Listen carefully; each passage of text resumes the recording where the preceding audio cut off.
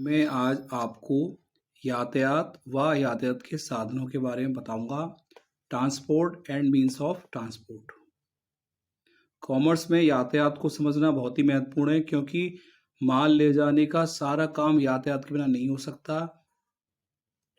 यातायात का अर्थ, meaning of transport. Hindi भाषा का शब्द यातायात अंग्रेजी भाषा के ट्रांसपोर्ट शब्द का हिंदी रूपांतरण है, जिसका अर्थ है पार ले जाना या ले जाना भी कहते हैं इसको। इस प्रकार यातायात शब्द का प्रयोग व्यक्तियों और माल को एक स्थान से दूसरे स्थान पर ले जाने के लिए किया जाता है, यानी कि व्यक्तियों को ले जाना और माल को ले जाना। और कॉमर्स में ये बहुत ही इंपॉर्टेंट है, यातायात की माल सही समय पर सही जगह पहुंचे। तो अब हम जानते हैं यातायात के अर्थ के बाद अब हम जानने की कोशिश करते हैं कि यातायात के साधन कौन कौन से हैं, किन साधनों से एक स्थान पर माल और मनुष्य को ले जाया जाता है। तो इसके मुख्यतः 4 साधन हैं यातायात के साधनों का वर्गीकरण: रेल यातायात, सड़क यातायात, जल यातायात और वायु यातायात। पहले हम रेल यातायात के बारे में जानते हैं। भारत एक विशाल देश है, बड़ा देश है। वस्तुओं और मनुष्यों को लंबी दूरी तक ले जाना, वो भी कम समय में एवं कम खर्च में, रेलों द्वारा ही संभव है। तो रेल यातायात सबसे महत्वपूर्ण साधन है, और भारत जैसे विशाल देश में तो इसका महत्व और भी ज्यादा बढ़ जाता है। इसके प्रमुख गुण हैं: पहला, यह सस्ता साधन है। लंबी दूरी तक वस्तुओं तथा मनुष्यों को कम व्यय में ले जाने के लिए रेलें ही सबसे उपयुक्त साधन है।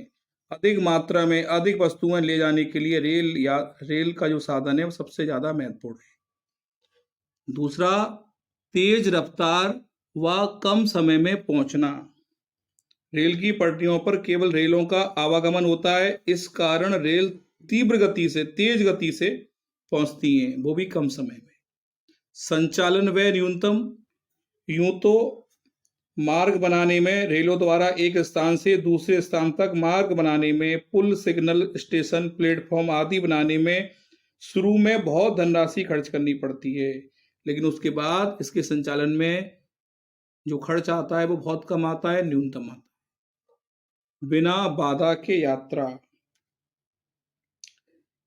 यहाँ पर आंधी, वर्षा आदि के कारण सड़क यातायात पे बाधा पड़ती है, लेकिन रेलें अनवरत चलती रहती हैं। दूसरा यातायात का महत्वपूर्ण साधन है सड़क यातायात। मानव सभ्यता के प्रारंभ में पगडंडी थी, उसके बाद कच्ची सड़कें बनी, और आज तो पक्की व चौड़ी सड़कों का निर्माण हो गया है। तो सड़क यातायात बहुत महत्वपूर्ण है। इसके निम्न गुण हैं: द्वार से द्वार तक सेवा। रेल तो देखो, आपने देखा, एक स्टेशन से दूसरे स्टेशन पे छोड़ती है, फिर सामान को अपने सही स्थान पे पहुंचाना होता है, या मनुष्यों को फिर अपने सही स्थान पे पहुंचना होता है। लेकिन सड़क यातायात पे द्वार से माल को, द्वार से, दुकान से, गोदाम से माल को भरकर दूसरी जगह दुकान पर या गोदाम पर बिल्कुल एग्जैक्ट, बिल्कुल सीधे पहुंचाया जा सकता है। कम लागत पर निर्माण। रेल यातायात की अपेक्षा सड़क यातायात में सड़कों का निर्माण कम लागत पे होता है। सड़कें 1-1, 2-2 किलोमीटर के टुकड़ों में बनाई जा सकती हैं, और इसके लिए जमीन की ऊंचाई और नीचापन कोई बाधा नहीं रखती। अब हम बात करते हैं जल यातायात की। नदियों व समुद्रों में नावों व जहाजों से वस्तुओं और मनुष्यों को अति प्राचीन काल से एक स्थान से दूसरे स्थान पर ले जाया जाता रहा है। यह आज भी महत्वपूर्ण है।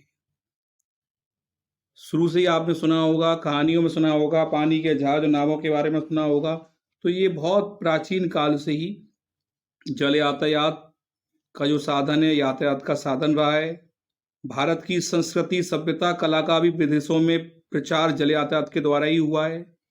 इसके निम्न गुण हैं: मार्ग बनाने का खर्च नहीं आता है। नदियों और समुद्र में प्रकृति द्वारा प्रदत्त हैं।